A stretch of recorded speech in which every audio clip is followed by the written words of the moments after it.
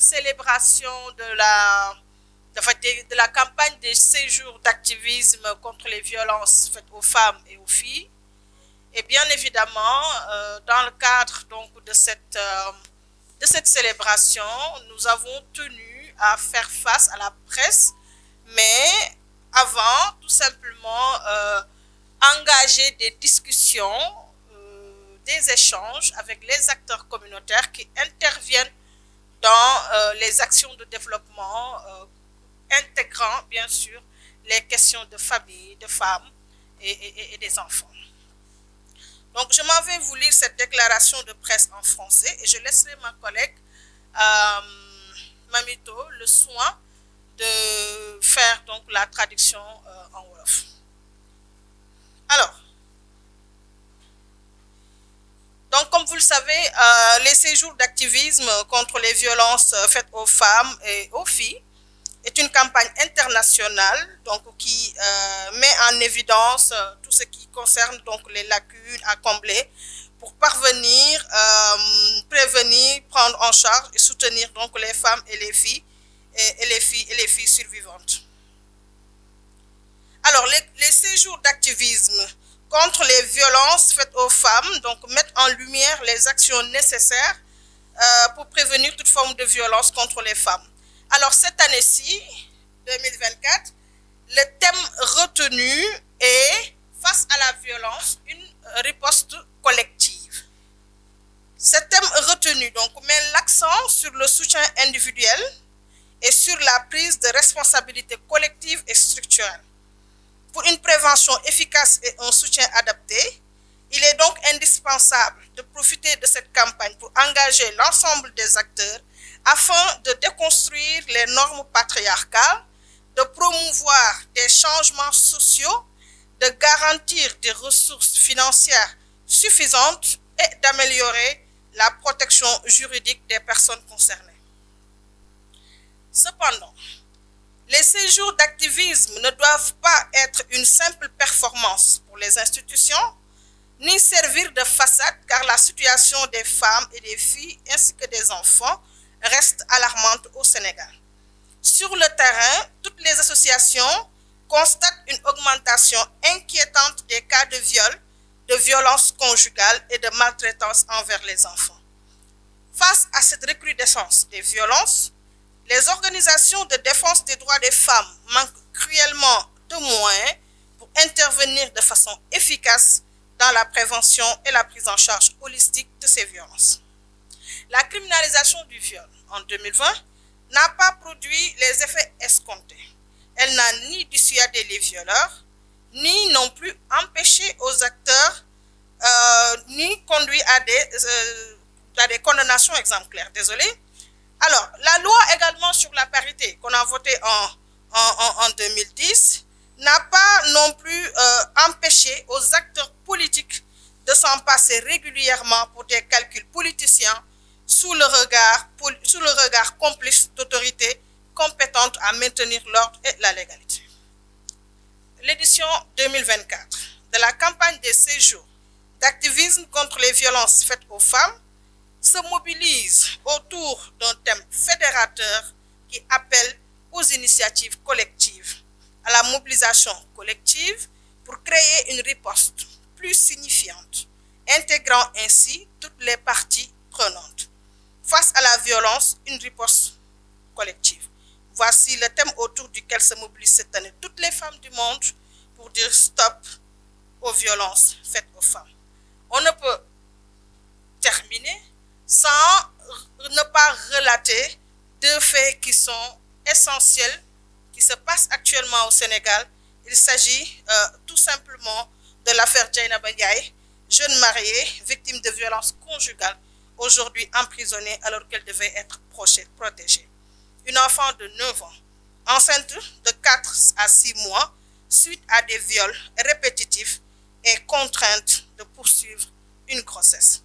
En dépit des dispositions du protocole de Maputo que le Sénégal a ratifié, donc il s'agit de plusieurs exemples qui illustrent la gravité de la situation. l'État sénégalais doit prendre ses responsabilités et traduire ses engagements en actions concrètes pour garantir la dignité et les droits fondamentaux des femmes et des filles. Donc, les assises sur la réforme de la justice, organisées sans la participation des organisations féministes, illustrent bien ce manquement.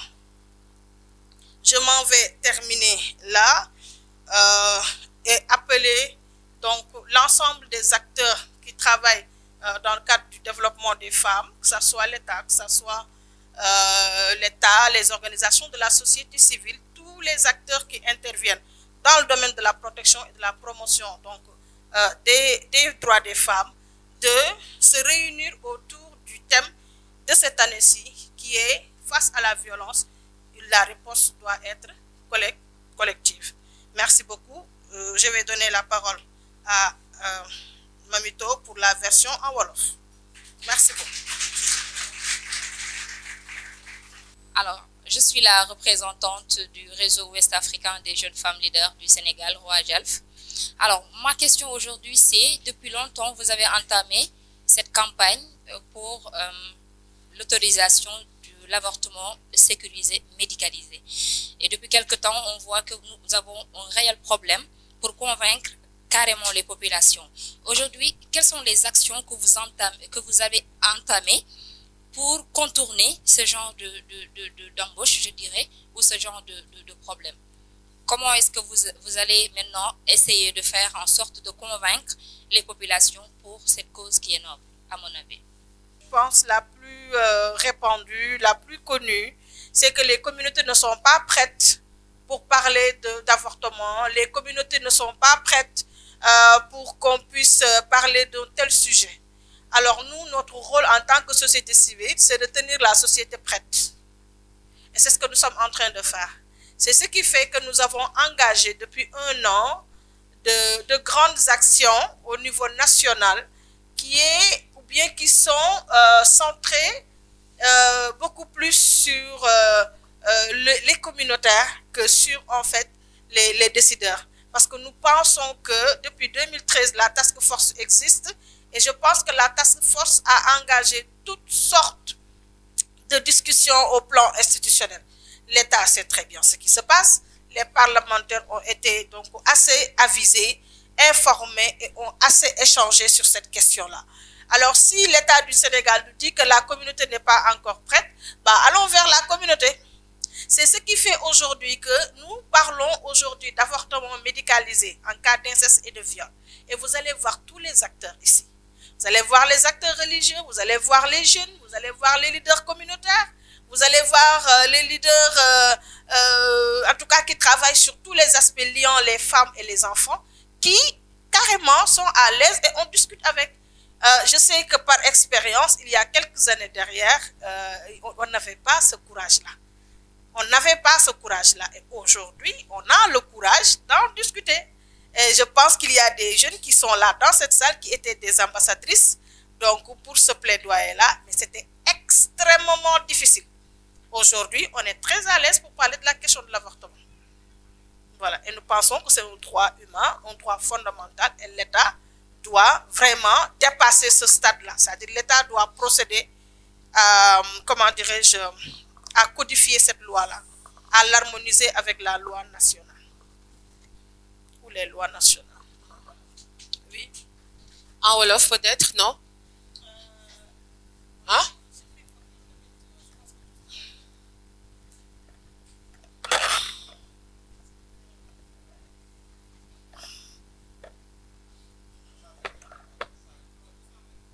Déplacer où? Déplacer où?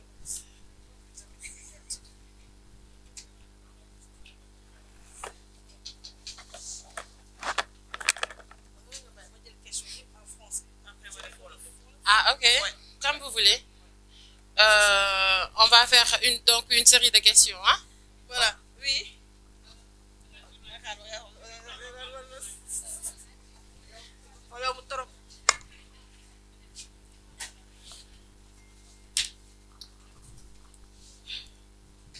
Ok. D'accord, on y va. Allez, bonsoir les dames. Je vous remercie beaucoup pour avoir pris cette belle initiative, très noble. Alors je me présente, je suis M. Cissé, je suis journaliste de la chaîne de télévision, en l'occurrence TEM TV Sénégal. Donc souvent... C'est quel média? C'est TEM TV Sénégal. Souvent j'anime une émission à laquelle je reçois parfois les activistes et les féministes. Alors cela dit, aujourd'hui, le thème le plus important porte, comme vous l'avez dit, face à la violence, une riposte collective. Alors moi, vous avez évoqué deux cas très importants. Le premier cas porte sur les enfants qui sont victimes de viol, de l'inceste, les enfants âgés de 9 ans, 8 ans. Alors quels sont les mécanismes que vous avez pu envisager? La criminalisation dont vous avez parlé tout de suite, qui a été votée en 2020 à l'Assemblée nationale sénégalaise, tout de même, ces enfants ne sont pas à l'abri. Alors la deuxième chose, c'est le cas de cette dame qui est victime de la violence, Madame Dieynaba Ndiaye. Aujourd'hui, malgré qu'elle a essayé de se défendre face à son bourreau, face à ce violeur-là, tout de même, elle se retrouve en prison. Alors pour cela, pour défendre aujourd'hui les femmes qui sont victimes de viol ou de violence de la part de leurs époux, est-ce qu'il ne faut pas envisager une espèce de sensibilisation, de formation pour apprendre justement ces femmes-là, c'est quoi la légitime défense? À quel moment je dois me défendre?